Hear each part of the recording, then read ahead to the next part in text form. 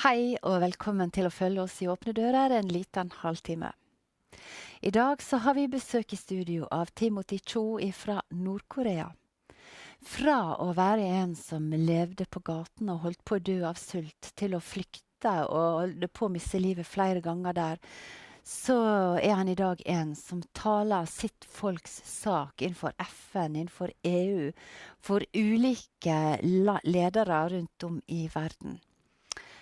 Før vi snakker med han, så skal du få en liten oppsummering av hans historie.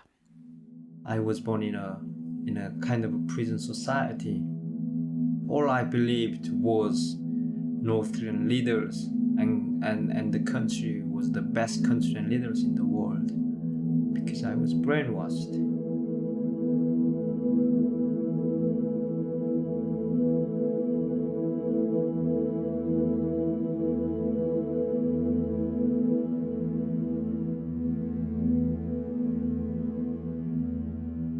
It was the night time and I was crossing the border with other people together and the water was not deep enough that I needed to swim. We just walked, depending on which path you choose between China and North Korea. Some of the path you don't have to swim actually.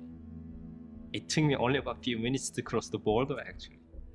When I looked back, it made me feel great sadness because I had that feeling, am I gonna take it for a while when I eventually able to come back to this my home place where I grew up?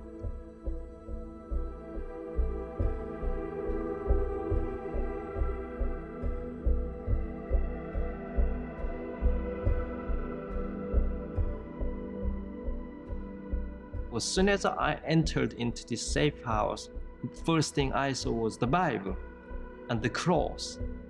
It scared me because of what I reminded of the anti-Christianity and propaganda education in North Korea. The cross means curse. And I thought you get cursed even you're touching that cross even briefly. He knew, that missionary guy, he saw into my eyes and he probably felt I was not in a stable moment. He said to me, if you are in difficult, dangerous situations, you can try to call God. I ran away from the house. I didn't even say bye to them when I left.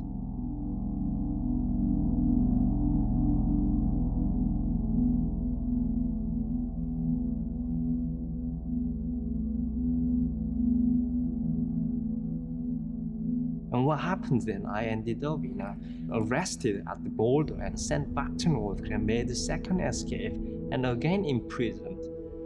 And if I went that safe house, stayed there, I didn't have to go through all this number of times imprisonment and all the atrocities I had to witness.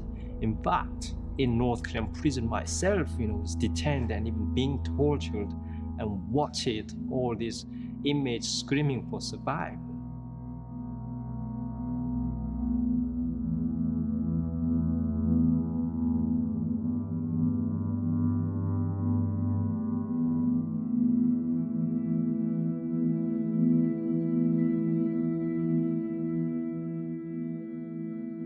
Where I entered, and I've seen the first person who had offered me food, shelter, and water.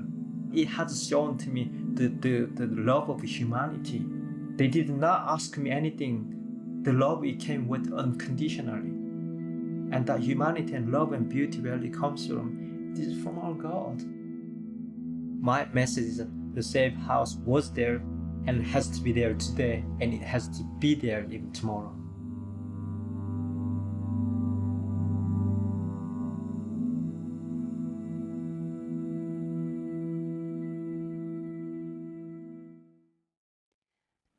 Welcome, Timothy. Once you lived on the streets in North Korea, now you are here, and you are here with a mission. What is that? Yeah, mission. One word, it contains a lot of meaning actually. And When I was a boy in North Korea, I cannot imagine that I was thinking those days, or one day, I would go to the United Kingdom, would live there as a citizen, but then also I would speak on behalf of my brothers and sisters who were born in this large prison country. When I first came to UK and in few years time thinking of going to study into politics, there was only one mind that came to me why I wanted to study politics was that why I was a victim and victimized, why millions of my North Korean friends, they're all born in this as a victim in this most persecuted country. I still didn't understand what exactly means of victim and victimization those days. So your question to what's my mission, what it means exactly, I think this is a very heavy word. This is a significant word. That's something you are able to speak on their behalf for those who are not able to speak. It is an ambassador, ambassador of persecution, ambassador of darkness, ambassador of who can express their words because of within the trapped systems. So I am being honored and grateful, and especially the who have been able to encourage me to come through very hard way of training. I have to say, it has been many years of training in this process to become, as myself declare, I'm into this mission today. But that mission stands for freedom and rule of law, and also the salvation, who we don't understand. What do you mean by when we declare love? It means where that love comes from and who we are talking about. And my simple direction heading this way. Love is God. And love is something God has given us intrinsic value of humanity from the beginning. That's why God has given us man and woman, family, community, nation, and the world. When you were rescued, kind of, were able to come out to the free world, you made an with God, a contract with God. It's like if He would rescue you, you would give your life to Him, and this is a part of giving your life to Him is to speak up for your people. And to be bold to do it in what we call high places. Well, I'm actually quite feel grateful or honored that when the BBC said the program called A Deal with God, or in other words, we simply say kind of contract. Does that ever work? Of course, maybe not. And many theologians made the challenge to me. But the situation what I gone through, it was kind of metaphor how I knelt to God in the darkest prison cell in Shanghai. In a prison cell, if I go back those days, how many days I was in those 4 different prisons, each day felt like 1 year. And it was 1 year. And if I put all these into one few words, it was suffering. It was suffering there, tears, but resilience and faith. Then you're discovering, you are embracing of hope within these circumstances. Then how this hope formed, how this resilience and strength formed in suffering, and you crying midst of darkness. You do not expect, don't know where, what might happen to lead. Even a centimeter of your life you wouldn't predict. But those days, I couldn't feel that tangible. But today I can tell it was love there. If I go back to my youth, because of your question, I make a little extension of this part of where my journey go back all the way to, let's say, from the moment I was on my own. But I could not be on my own still. Although my parents, after they left, and I was still with these boys and girls who we were picking up food, try to survive together. And later, when I tried to escape, or even my grandmother who was still there, she could be just simply ignored me, but she was still there. Or later, escaping first time as well, there were people with me. And now come to China during first time, there were other 17 people with me. Even we were all back to North Korean prison, there were still some other these inmates with me.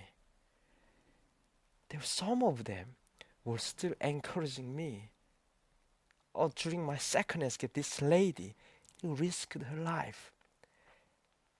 She totally risked her life. And there was no benefit for her, but she did. Then crossing the border to China, the lady was Chinese lady, and now 8 women with me, and now in prison cell, 7 inmates, all criminals.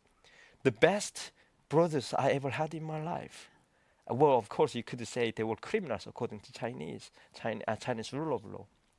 But these were men who were even celebrating my freedom, having the best party in the world.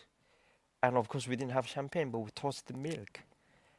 And later, 2 diplomats who led us to the Philippines. And second flight to Seoul, and then come to UK later. And even UK came on my own. All I had 2 shirts in my backpack, no money. But where I am today, or when I first came to the UK, I thought I was not going to tell anyone that I was born in North Korea.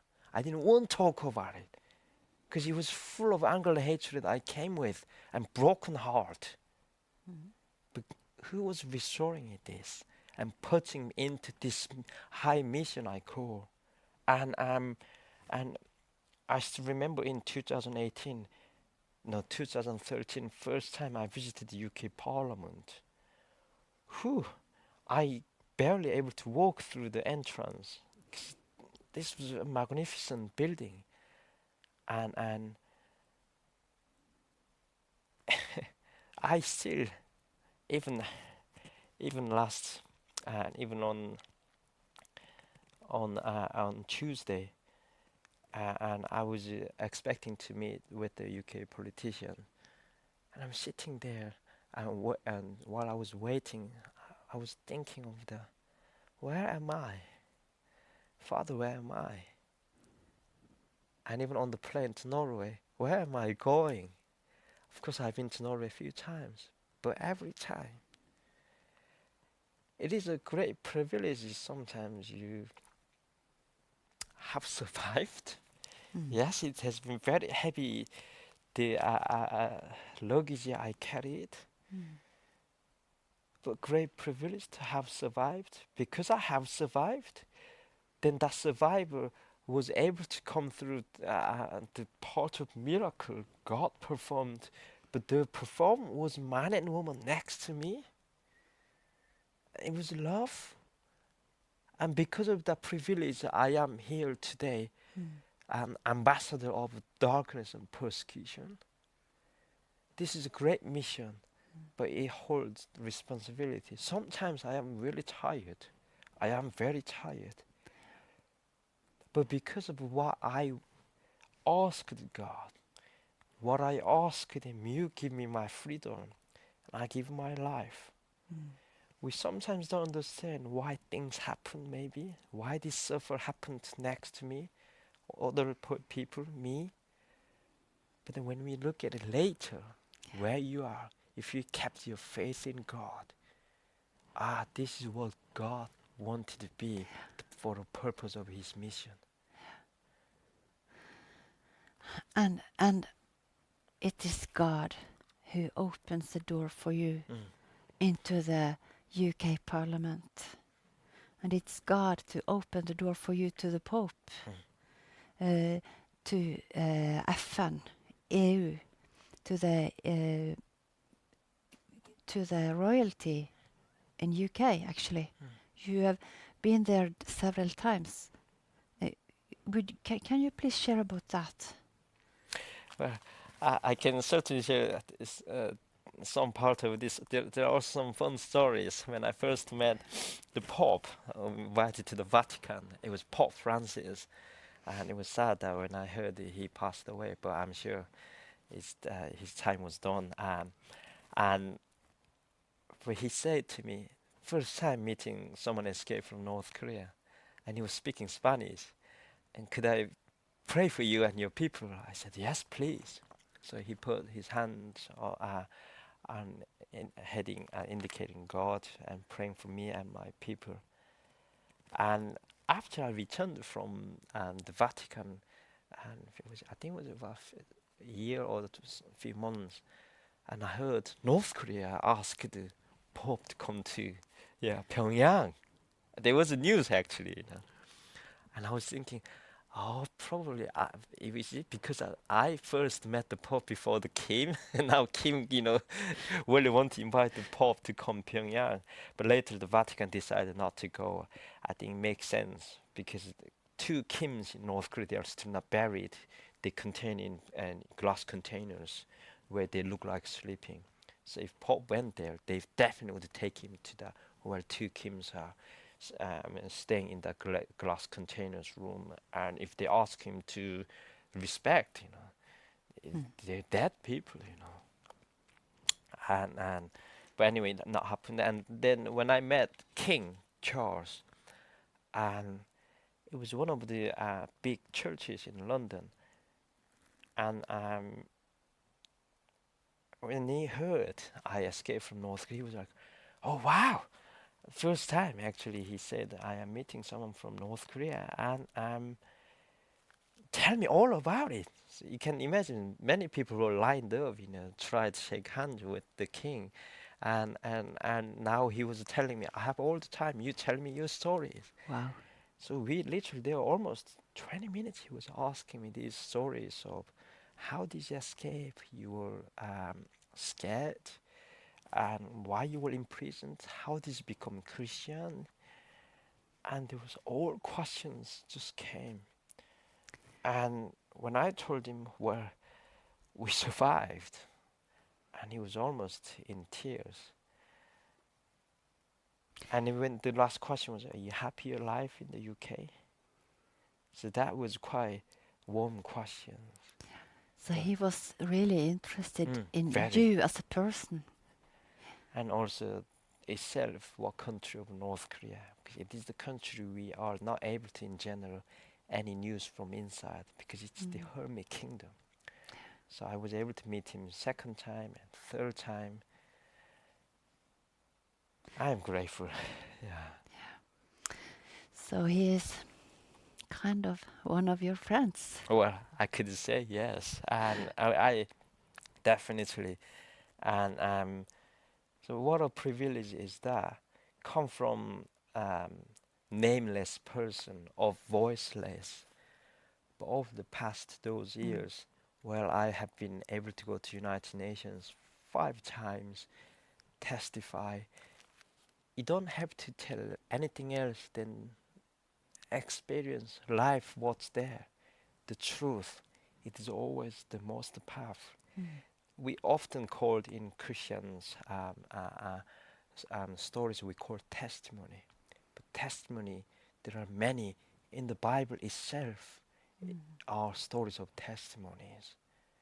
And there were many tragic things even within the biblical stories. But then later, when they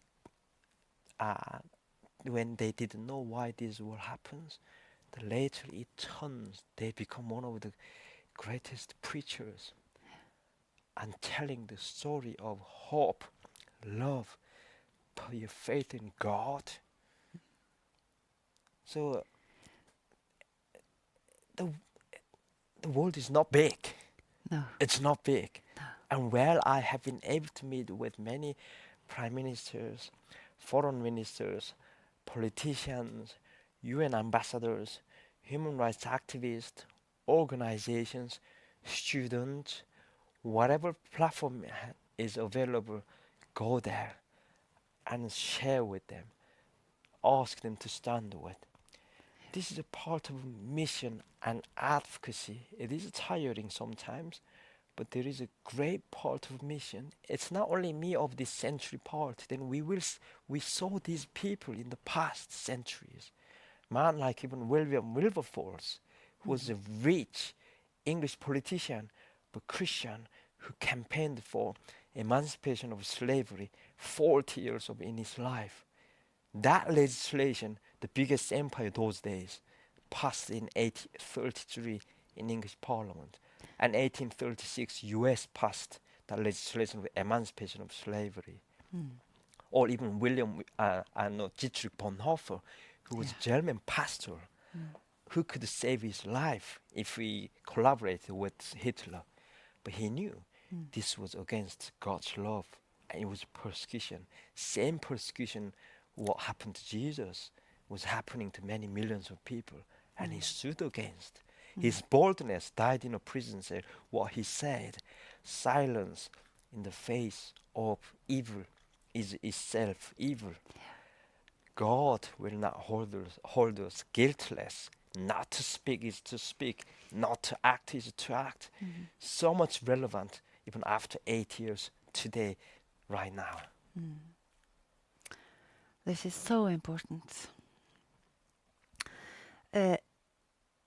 We go to North Korea, back to North Korea in the end here, because you were in contact with Koreans in Seoul a couple of weeks ago, and that you have you showed me some pictures about Bibles there. What can you tell about that? Because we know that the Bible gives life, truth, and light. That's good news, definitely. And well, we're talking about here, let's briefly talk about open doors. DNA of open doors. What do? You smuggle what? The good news into these dark, captive countries. And same part Open Doors mission has been doing.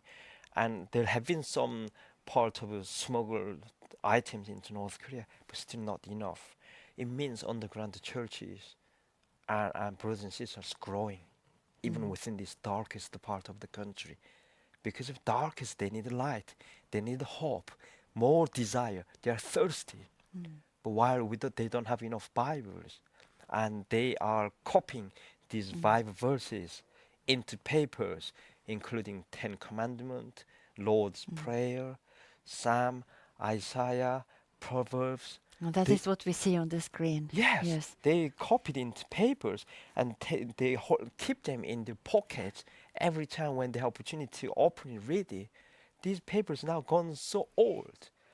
And this is what underground Christian and evangelism situation in North Korea. But this darkness, they could not have destroyed it. And more people desire come to the Lord and want to hear and have this good news. So we know that the good news are expanding in North Korea. You also say that since you speak up, people there will know about it because it's leaking in somehow. And that will give courage to young people also that there is something else. Certainly. I am one of those few activists. There are not many we have. We can only count of few, and we call transitional suppression, something North Korea or even other dictatorship countries, Russia, Iran, China, they often intimidating blackmail against their activists. So in North Korea, also in the same way, what we are doing is quite threat to dark side, let's say in a spiritual context. So the dark side react against us as well. What we are doing and how we encourage standard prayer in solidarity as well as organization support, whichever way channels available information has to go inside. And this has been alarming inside North Korea. Many young people risk their lives. They want to hear the news. They want to learn about it, hear about it, and that what have been blockaded country is great alarming. And that's why they're punishing young people even. And they are came already in fear of what if these generations come to something different way of what our parent generation did. So they cannot be lost. We know that the dark side and progress has been happening. It shows up as well. And also past few years, how many North Korean high-ranking diplomats defected to outside. Now they are setting up their own YouTube channel, sending messages into this elite inside North Korea. So the work, the wave is on the right process. So things are happening. We don't see the outcome yet, but we are waiting for it and we are praying for it. And Timothy, I asked you how we can pray for you. And what you said was that your security situation is one of the things we will remember. Is there anything else you think about? I always prayers is a great key and important, particularly through my life. And I would definitely grateful if you continue to pray for, of course, what we just saw called the security issues. When light sparkles and that sparkles continue to encourage others into wave hands in hands, the dark side always reacts quite severely. So we'll be grateful, especially my family, where I am, proud of myself to be a husband and father of 2 children. And continue to pray for our brothers and sisters in that darkness in North Korea as well. We will do that. Yeah, Thank you so much. Og takk til deg som har fulgt oss. Vær med og be for Timothy og familien hans sin sikkerhet. Det er viktig. Og vær med og be om styrke. Han står i et voldsomt press og trenger all kraft og styrke som han kan få. Men så er han også ambassadør for den høyeste Gud, som er den som gir kraft og styrke. Takk for at du står med, og Gud velsigne deg.